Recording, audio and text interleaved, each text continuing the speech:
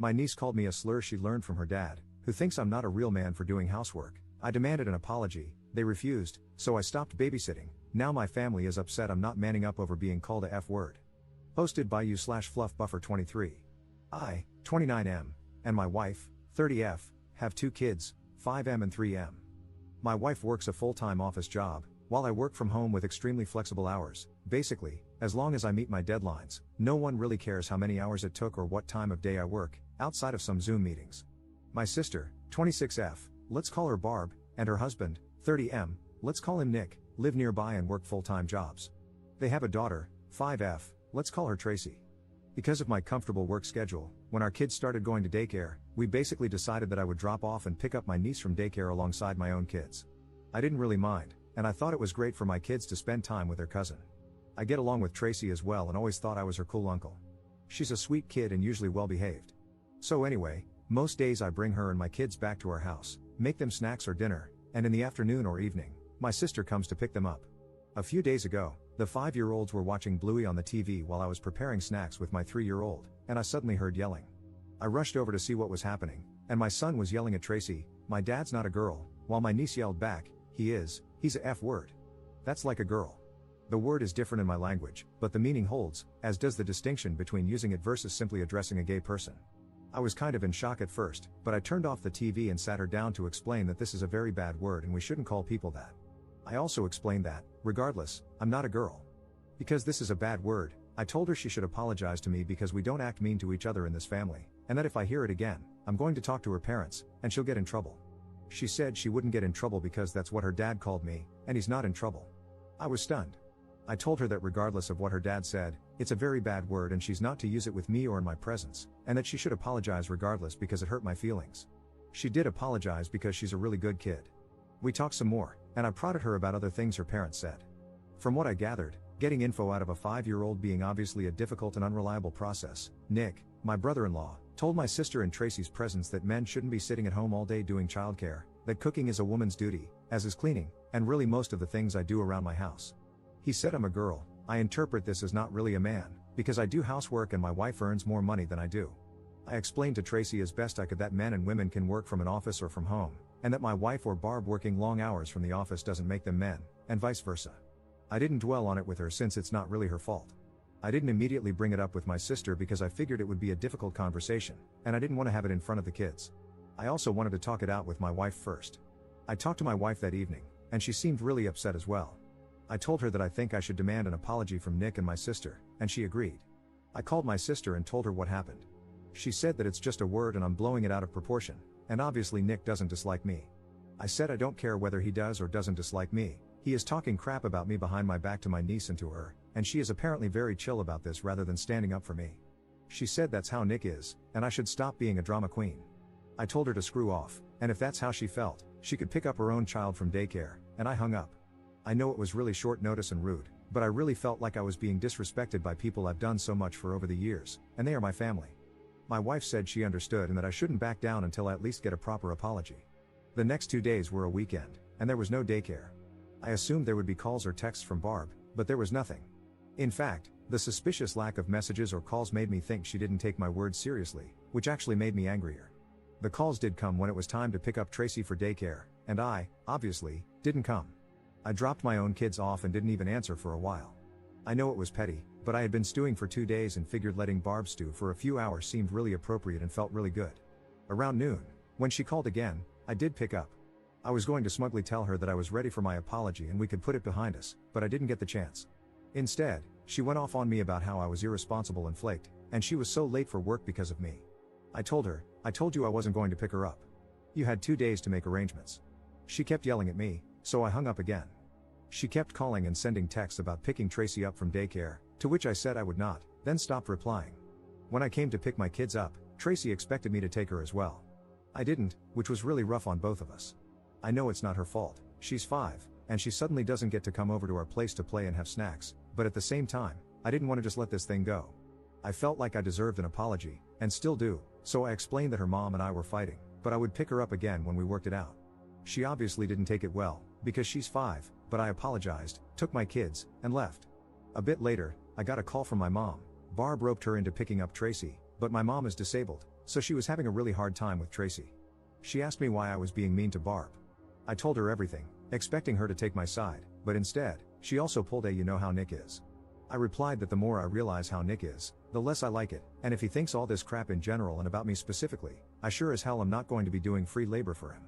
She said I was blowing this all out of proportion, and I told her I wasn't the one doing it, because all I asked for was an effing apology, and everyone else seemed to prefer all this drama over just giving it to me. She said I should just be the bigger man and not let it get to me.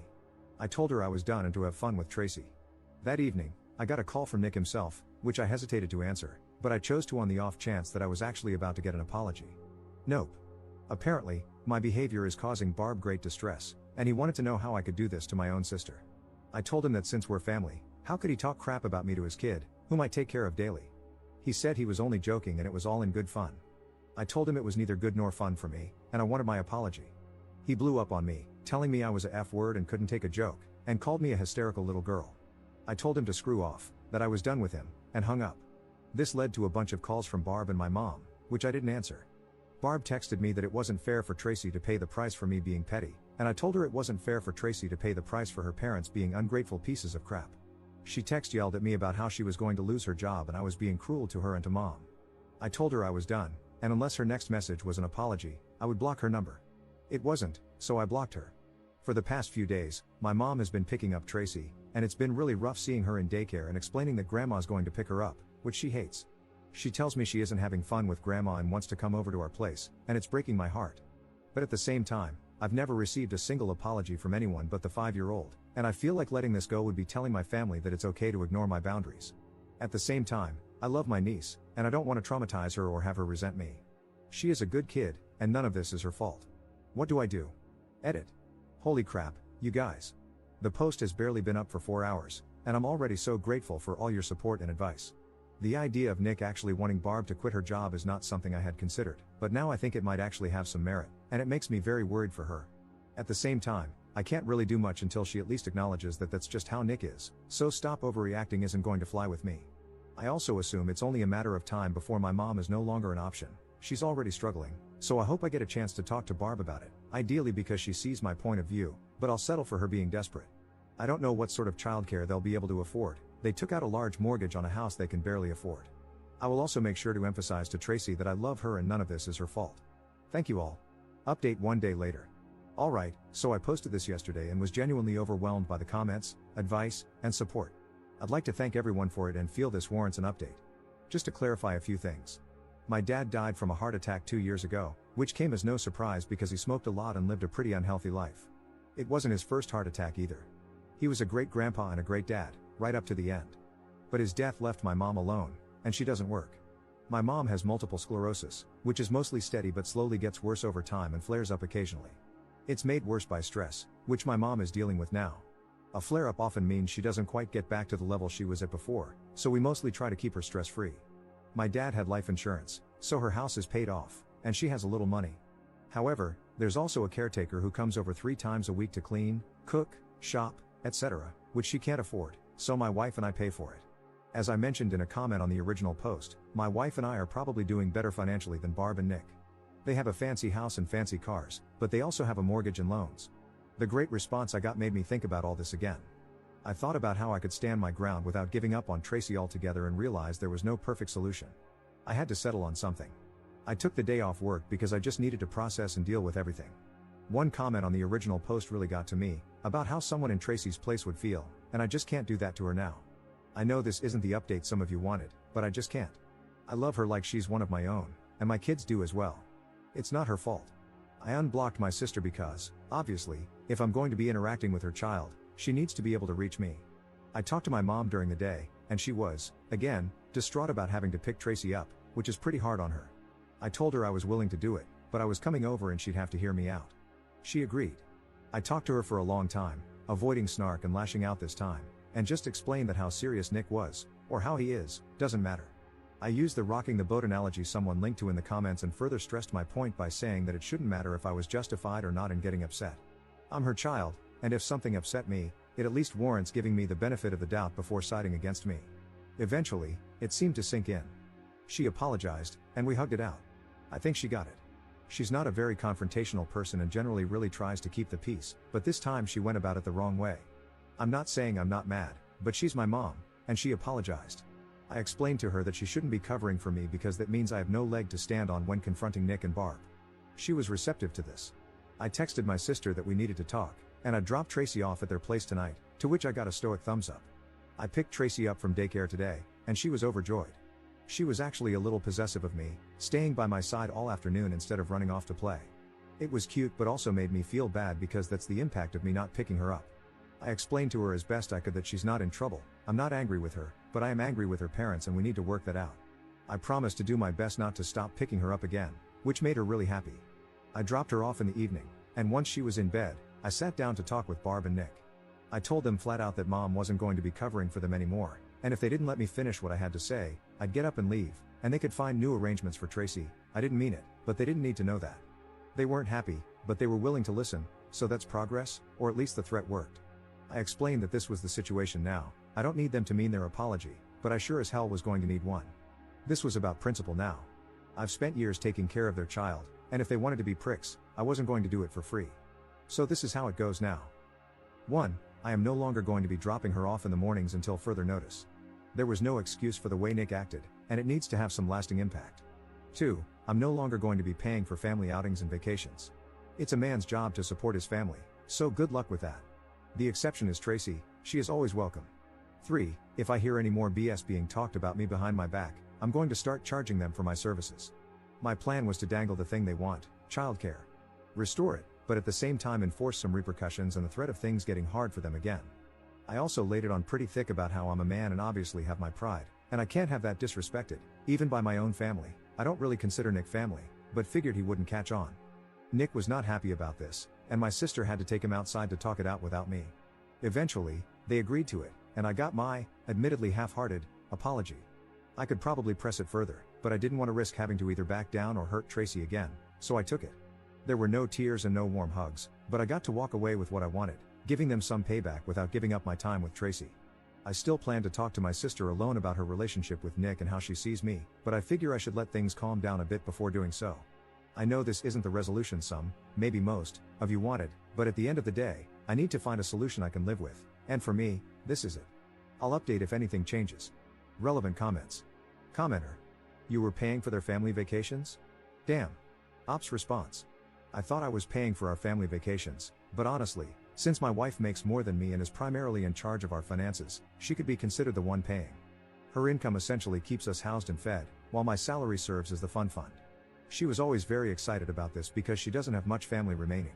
Having Barb, Nick, and Tracy, along with her sisters, made her feel like she had a big family. She felt this justified the expense and made her genuinely happy. Obviously, she is now furious with them.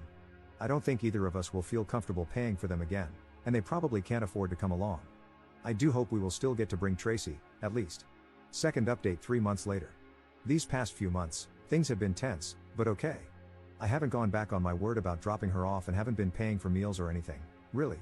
Also, having realized what sort of man Nick is, I've been gently trying to get some alone time with my sister and ask her some questions about their relationship. Has he been isolating her? Is she financially dependent on him? Can she go out with her friends? How jealous does he get? Some of her answers made me a little uncomfortable, but I can't really force her into anything. I'm not trying to excuse the way she treated me, but I also think she's in a bad situation herself, and I don't want her to become more isolated than she already is. So, I'm gently trying to guide her down the right path, dropping hints like, "Isn't it like what your really bad ex used to do?" and the like. I don't think she quite realizes how deep into this she is, but I also know from past experience that forcing her into anything will mostly cause her to pull away and become more stubborn. So, I'm trying to guide her to the right conclusion gently while making sure she knows she has a place to go and someone to support her if she ever chooses to break things off. Nick hasn't really been anything with me. I don't think his feelings about me have changed much, but he's basically avoiding interacting with me and has to work a lot when we get together as a family, which I think might be the best outcome for everyone involved. Tracy has been sweet. She's slowly learning to read alongside my oldest and still enjoys bad words. We just use less mean bad words now. Hoop has been a hit. She's now a big fan of the Tom Carty song Have You Checked Your Butthole? We've been pretty good about making clear the difference between rude words and hurtful words. Over the holidays, we went on a trip. At first, Barb and Nick were probably shocked that I was serious when I said they were welcome to join us, but I wasn't paying for anyone but Tracy if they chose to send her along. I talked it over with Barb, leaving it up to her how to convey that to Nick, who, as stated, was avoiding me. I assume he didn't take it well, but I don't really have a way of knowing for sure. Barb, for her part, tried doubling down, trying to get me to cave, but I stood my ground. I said I wasn't paying for things, and I meant it. I explained, again, that this wasn't about a specific trip but about the fact that I used to believe they genuinely and unconditionally loved me, and that is just no longer the case. It's not something I can just unfeel. I need this to feel like I'm standing up for myself, and she can choose to respect my feelings and my decision or be angry, but I won't back down on this. The only choice that is up to her is whether to come on her own dime or not, and whether to send Tracy along with us if she chooses not to come. She ended up sending her along, and we had a blast. My wife seems much relieved to no longer have to put up with Nick as often. She apparently had him pegged from the get-go but wanted me to come to my own conclusions and was hoping he wasn't as bad as he initially seemed to her. She's glad I'm standing up for myself and that we still get to hang out with Tracy. I still hope someday Barb comes to her senses about her situation, and I will fully support her if she does, despite not quite being over what she either thought about me or at least didn't stand up for me to Nick about. But she's still my family. Regardless, thank you to everyone for your support and advice. Relevant comments. Commenter. Op is a better person than I am. I would not be giving them free daycare after all the crap talking and doubling down. Nick is a real piece of work. On one hand, he's challenging Op's manliness, on the other hand, he's accepting free daycare and vacations from a man he doesn't respect because he has overextended himself with a big house and fancy cars. Commenter 2. I don't know. I mean, Op loves this little girl and knows she is otherwise not well taken care of. He saw her every day that she wasn't with him because he still picked up his own kids and watched this little baby break down daily because of how much she loves and misses him. That's heartbreaking. I do think I would try to be there for my niece as much as possible, especially if I believed her parents were a bad influence and knew she was otherwise not well cared for. I completely understand anyone who chooses not to provide care for the girl anymore. But at the same time, I understand why he does it, for the little girl, not her jerk parents.